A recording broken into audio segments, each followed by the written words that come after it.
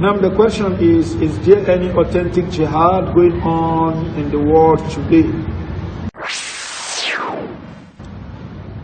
Now there are things that the Muslims should rise up against, which the Muslims are not rising up against. There are things the Muslims should rise up against, but they are not rising up against them in the right way. The Muslims are being oppressed in many places in the world.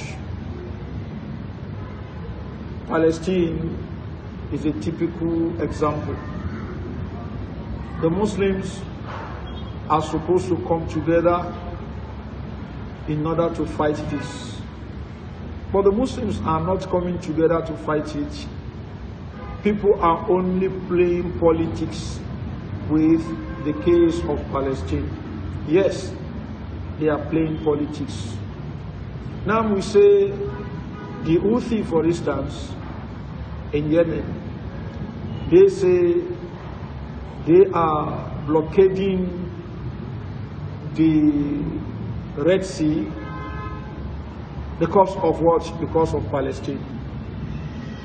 A Muslim who does not have understanding of the deen, take them seriously.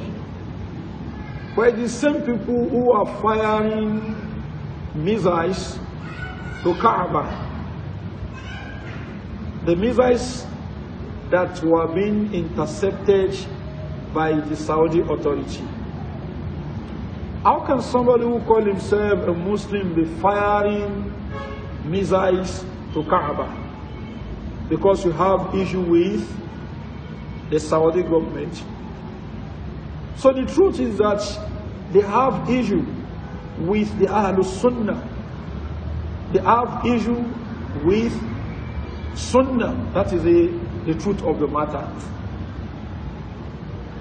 Because they believe that the control of the so-called Wahhabis of the Kaaba is not something to be accepted and welcome. So were it to be Iran, for instance, that is controlling Kaaba, they will be happy. Because these people, they have the same Aqidah with Iran. So and that's why Iran is what is sponsoring them, giving them weapons to tackle the Saudis, to tackle the Sunnis. So and that's why they are firing into Saudi Arabia. So, and what is going on is the same thing. Take for instance the so-called Hezbollah in Lebanon. Likewise, those who are under the Republican Guard of Iran in Syria and Iraq. All these people, they are people of the Shia whatever. So what they love is that Iran dominates the Middle East. And this will be to the detriment of the people of Sunnah. It will be to the detriment of the people of Sunnah. So I said, what is going on today is what is politics. The so-called Hamas, for instance, they are like a kind of puppet of Iran. So how can somebody who calls himself a Sunni, they call him Khomeini, their watch, their master? How can somebody who calls himself a Sunni go to the grave of Khomeini and be putting what? Flower there? Somebody who is saying that the Quran is incomplete. Somebody who is attacking the wives of the Messenger of Allah sallallahu alaihi wasallam. Somebody who is attacking the companions of the Messenger of Allah sallallahu alaihi wasallam, except few, less than 10 people out of the companions of the Messenger of Allah sallallahu alaihi wasallam. Then a Sunni group will be ascribing themselves to this. You see some people trying to give them what excuse? They say because other Sunni countries have rejected them and they do not have anywhere to go other than to go to Iran to seek for what? For power. This is what is incorrect. This is incorrect. So these people, they are after what? They're after power too. And they are ready to go with anybody. So if the Muslims, they come together with the right Aqidah and they try to fight the Palestinian cause, things will go well. But these people, they have the intention of dominating with their fake Aqidah. So this will not make things work. This will not make things work. So I, as a person, if the Houthi, they say they are doing this because of what? Because of Gaza. Say it's a lie. You that cannot do this because of Kaaba, you that have firing missiles to Kaaba, then want to protect the Palestinians. No, you are fighting for the cause of Iran, not because of what? Not because of the people of Gaza, not because of the people of Gaza. So when they say, is there any jihad that is authentic, that is going on, there are things that the Muslims should fight for, but they are not fighting for them in the right way. They are not fighting for them in the right way. So this is where he can answer it. Wallahu a'lam. Now, does that mean that we cannot contribute our wealth to sponsor any jihad going on presently? If people are in need of food, for instance, like the case of Palestine, the people of Gaza, you give them food. If you are sure that your money will get to the right people, not the politicians, not the Hamas, not the Hamas. So look at the leaders of Hamas. They are one of the richest people in the world. When you look at them, they make a lot of money from what? From things like this. When evil happens to the people of Gaza, it's not rebuilding Gaza that is the problem. The money will come either from Qatar, from Saudi Arabia, Kuwait, Emirates. They will build. So those people, they know that no calamity of what? Destruction of property here that they can't get back. They know they will get this back. And that's why some people say, at times, you do these things so that you can get more money. When I know that if I destroy this thing now, there will be tens of people that want to build it back. You destroy something of 1 million naira, and people are ready to give you 10 million naira.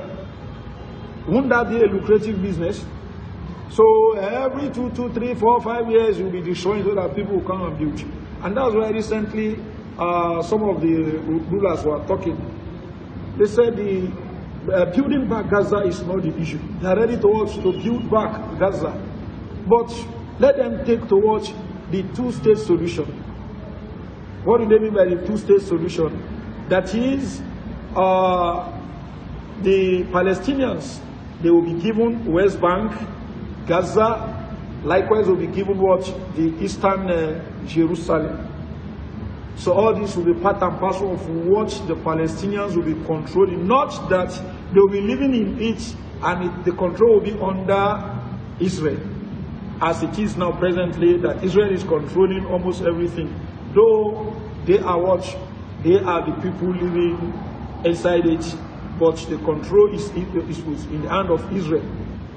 So they said, if they can have the two-state solution, they are ready to control. All the Muslim rulers, all of them, this is what they are saying, including the Emir of Qatar, the King of Saudi Arabia, the President of Egypt, all of them are saying the same thing. That they should take the two-state solution. The two-state solution, Israel does not want it. Hamas does not want it. Hamas does not want the two-state solution. They said they want it from the river to the sea. Israel also say they are not going to what? They are not going to give territory to those that will be threat to the world, to the peace of Israel. Look at it. And during the time of Sheikh bin Baz alayhi rahmatullah, there was a kind of exchange of maybe words between him and Al-Qardawi. The Sheikh said, you people should take what they give you now. You people should take what they give you now. Qardawi said, no, this is what? The fatwa of what? Of the Busata, those who do not study issue. I should say they should take what is given to them now. Somebody is stealing my property and you are telling me to what? To take part of my property. So Sheikh bin Baz replied that I want us to look at this issue with what? With knowledge, not with enthusiasm. If a robber, so to say, or a thief comes to your house and he steals your property, and that thief is ready to return part of it, what is sensible is for you to collect that half first, or that part. Then you fight for the remaining. Not that you say you don't want it unless they do this. So this was in the 90s that this transpired between Sheikh bin Baz alayhi rahmatullah and Al-Qardawi. But people are beginning to see that this two-state solution is what? Is a temporary peace. If you understand Islam, the fact that you take this from them, even if it's not up towards giving you Gaza, giving you West Bank, if they give you part and you take your living, you build yourself militarily with Iman, as Allah said, if it is 200 years to come, you can watch. You can attack when you have what? The military wherewithal to do that. But for you to say everything must be achieved now and settled now, this will not bring any relative peace. And some people who are making money out of this type of thing, they will continue to make money. They will continue to make money. At times when you look at what is going on, what is affecting people of Gaza, when you see it maybe on Al Jazeera and others, you see that what people there, they are going through what? Serious issue. At times there will be what? There will be rainfall, nowhere to shelter themselves, outbreak of diseases, I mean other things like this. Who is making people like this go through this type of difficulty, hardship? It is the Hamas. We are the leaders of Hamas. They are outside what? Gaza. They are outside Palestine. Some of them living in Turkey, some living in Qatar. Their children are not there. And those who are what in Gaza, some of them are hiding under tunnels. And people are being what? Driven, chased away from maybe the north to the south. Food cannot come in easily. Islam can never encourage things like this. This does not mean that people are in support of the Zionists. No. You have to think well the way you handle things. So if you are sure of the way your words can get to them, to the right people, then this is what's a good jihad. But if you know it will fall into the hand of those who are treating them the way they are treating them, then this will not be a good thing. So Allah.